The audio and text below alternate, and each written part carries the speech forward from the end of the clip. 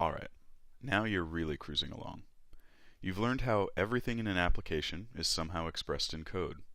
You've visually identified files, classes, methods, and syntax. And you've taken apart a method's signature piece by piece to discover what it did. Now you're ready to go one level deeper in your investigation. Java is just a programming language. It is built to handle data in cool and useful ways. But in order to use it wisely, you have to understand what types of data it's built to manage. Data is really the currency of an application. When you select something in a mobile app, you want to be given the right data. You don't want to ask for someone's email and get their phone number instead. You don't want to call someone and be routed to someone else. How you manage data is critical to how well your application performs. Think of it as data on demand. Can you accurately deliver the right data at the right time whenever someone uses your application? So let's start by identifying some of the common data types in Java and how they are defined in code. I've created a class here called myInfo. Notice the Pascal case with capital M and capital I. We will use Pascal case whenever we define a class. The class is contained within these two braces. So right now, all my class is just a collection of attributes. Inside my class, I've got 5 attributes, and so far, 0 methods. But that will change soon. Let's take a look at my attributes. The leftmost word is the data type of the attribute. These are 5 common types of data that you'll see used quite often. There's an int, which is basically a number, a string, which can be any string of letters and numbers, what we might call alphanumerics. There's also a Boolean. This can only have 2 possible values, true or false. And then comes a char. It's used for whenever you need a single character, in this case, my middle initial, J. And finally, a float. This is for a decimal value, like my height in meters. You'll notice also that there's an F at the end, which signifies that we have a float, as opposed to some other type of number. So now you see that there are data types, followed by some kind of name that we're giving them, and then the equals sign, which actually assigns the value, and then the actual value. For a float, 1.87f. For my middle initial, we have J. My Boolean for isMale is true. My name is Adam, and my age is 33. Now, one other thing about all of these names that we've given here. These are variables.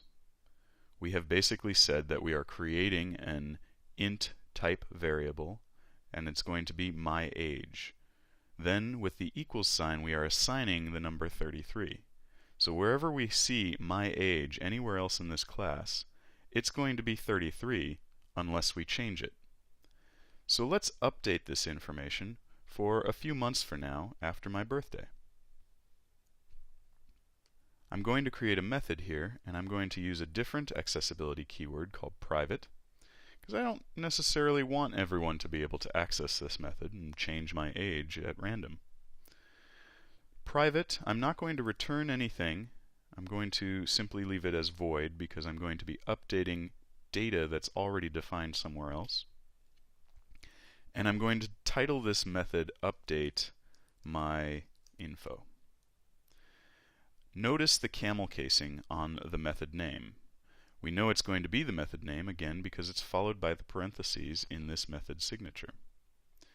So update my info. What am I missing? I need an opening and a closing brace to signify that this is going to be a single block of code, a single method in my class myInfo.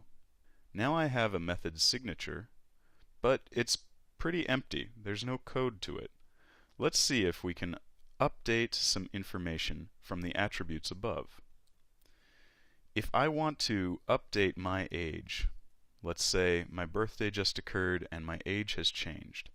Notice how as I type my age, it actually changes colors. That's because Android Studio, the environment that we're going to code in, it is the best environment available to build Android applications. And it's very helpful in this case. It says, hey, that variable that you were using before, my age, well, you never referenced it again, but now you have, so now it's active. So let's say I wanted to update my age, and I just had a birthday, so now I'm 34. That's it.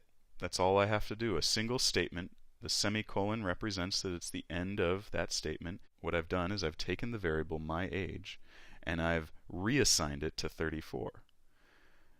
Notice that it says my age equals 33 here, my age equals 34 here. Well, which is it?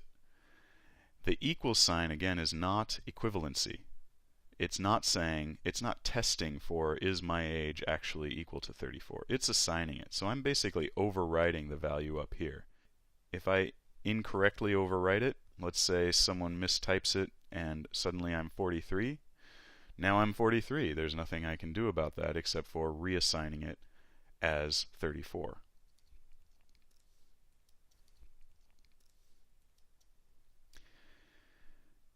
Let's say we wanted to update my name. Notice the colors change both below and above. And let's say we wanted my full name, not just my first name. Again, it's one statement ending with a semicolon. My name is now updated to signify that it is my first and last name together as part of that single string. Now, again, if you're a good detective, you're noticing, because we're starting to look at color and pay attention to how the environment is giving us feedback using color, you might notice that some of these numbers are blue. Then we also have true, which is orange, much like all of these data types here, but string is not. String is this kind of pearly white. So what's going on there? I want you to keep thinking about that question, because in the next chapter, you're going to start to understand why there's a reason to differentiate between these different types of data and their different values. But for now, you can be confident that you've been exposed to several of the most common data types that you will want to manage as a Java and Android developer.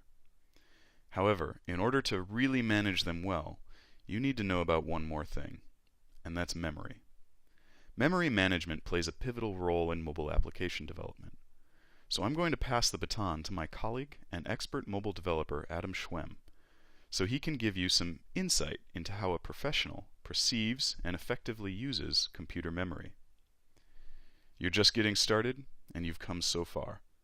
Let's see what you can learn next.